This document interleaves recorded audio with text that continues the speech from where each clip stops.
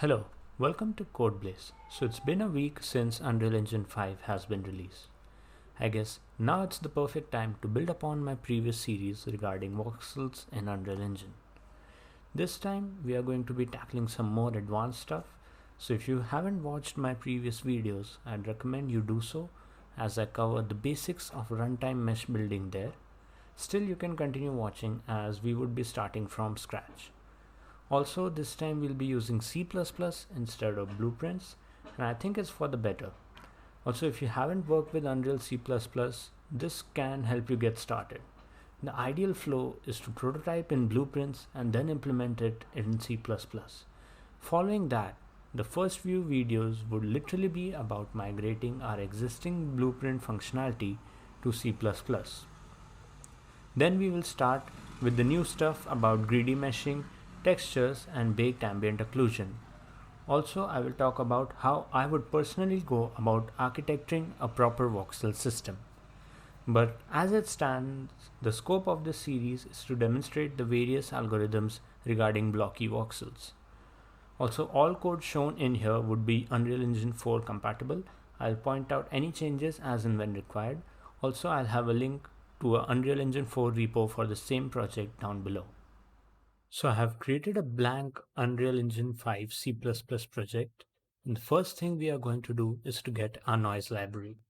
Now if you're using Unreal Engine 4, you can install this fast noise generator plugin, but at the time of recording this video, this plugin hasn't been ported over to Unreal Engine 5.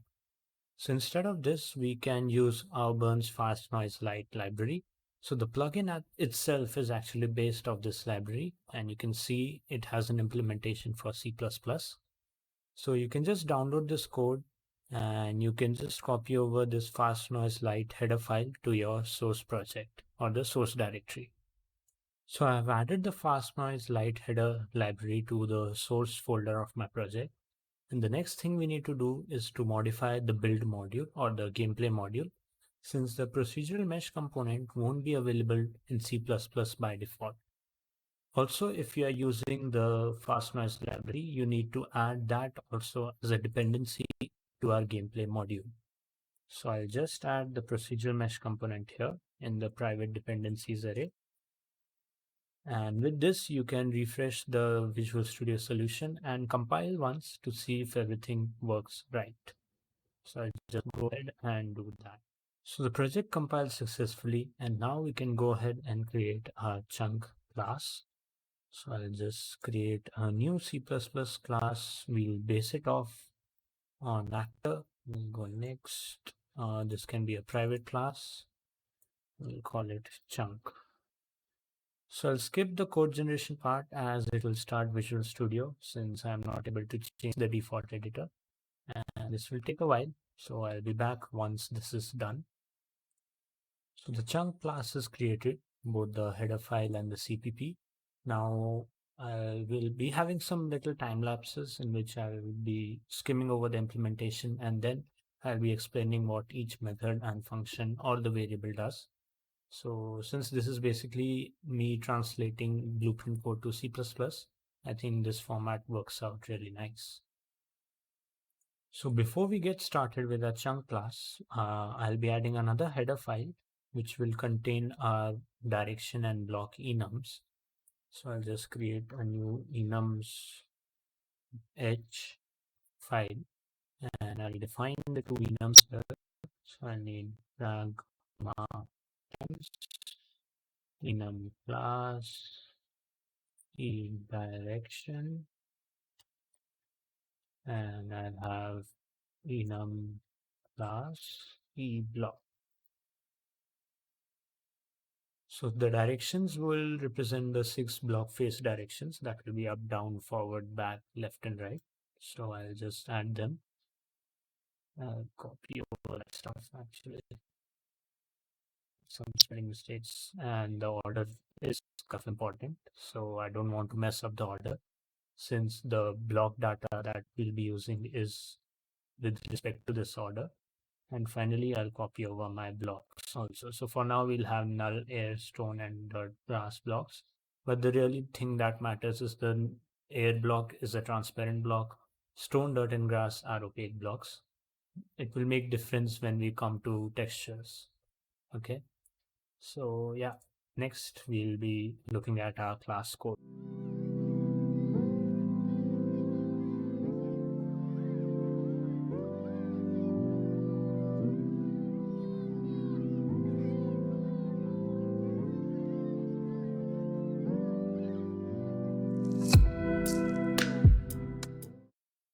So I have started with forward declarations, and generally you should try and use forward declarations. So that way you don't need to include your header files into header files. And this would result in significantly less build times. So we just declared the names or basically the symbols, and we would be including the corresponding header files into the CPP file. Okay, then I define two U properties. So basically, to if any member variable you decorate with the U property macro, that basically we are exposing this to the editor. So you'll be able to see this in the properties panel under the category chunk. So size represents the size of the chunk in the three directions, X, Y, and Z, and scale represents the scale of the faces that would be drawn in the chunk. So we won't be modifying that much, but it's another control that you can have. Next, we have some references to the mesh, which is the procedural mesh component and the noise object. Now, if you are using Unreal Engine 4, you will be using the standard C++ pointers using that star, the asterisk symbol. But with Unreal Engine 5, we have this T object pointer struct. This provides some more safety and checks, but at runtime, the performance is same. So anyway, I have the Unreal Engine 4 code also down below in the comments. Then we have an array of blocks. So we'll basically be having a one-dimensional array of blocks for the current chunk. Then there are three other arrays containing the vertex data, the triangle data, and the UV data. So basically this is what we'll be generating and setting it in the procedural mesh component. Finally, we have a private variable in which we maintain the vertex count. So this again would be used generation of these datas. Then we have two constants which act as lookup tables for our block data. So here we have 8 vectors which correspond to the 8 points of a cube. And similarly, we have 6 index positions which correspond to the 6 faces of the cube. So we'll be using these constant values. And one thing to note is the order here and the order of the enums or the direction enum should be the same. And I'll have these two data tables down below in the description so you can just copy paste it.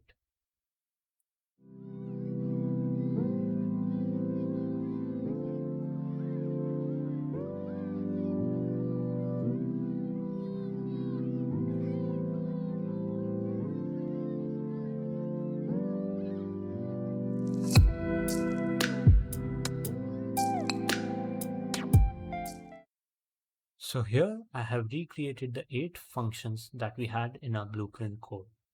So going one by one on each of them. So generate blocks will populate our blocks array according to the height map generated by the noise library. The generate mesh method will basically populate vertex data. It will create the mesh. The apply mesh method will take the vertex and the index data and pass it on to the procedural mesh component. So this is where the rendering will happen. The check method is a utility method which we will use to check whether a given position contains a opaque block or a transparent block. The create face method will be used to create faces. So this is where actually we'll be adding vertex data and the index data. So given a position and a direction, we'll be creating face there. So get face vertices method is again a utility method which we will use to query the vertex lookup table. So given a face, direction, and position, we'll be getting 4 vertices out of here, corresponding to the 4 corners of the face. So get position and direction, again, a utility method. And this would be a simple one. So basically, given a position, we need to find an adjacent position in the specified direction. So we'll basically be adding a direction vector to the position. Finally, we have the get block index method. So as you can see, we are storing our blocks as a one-dimensional array, but we would be representing the blocks, in our code in 3 dimensions, the X, Y, and Z, as that makes sense since blocks exist in 3 dimensions in our world. So to flatten out those x, y, and z coordinates to a one-dimensional index for our array, we'll be using this method. So this will make it easier. So we'll basically passing an x, y, and z coordinate, and this method will return the correct array index for the specified block in the blocks array. So that's all for the definition part we had in our chunk class. So that's it for this episode. We have completed all the declaration part. And in the next episode, we'll be implementing these methods one by one. So subscribe for the upcoming content, leave a rating, and if you have any suggestions, please leave them down below in the comments. Thank you.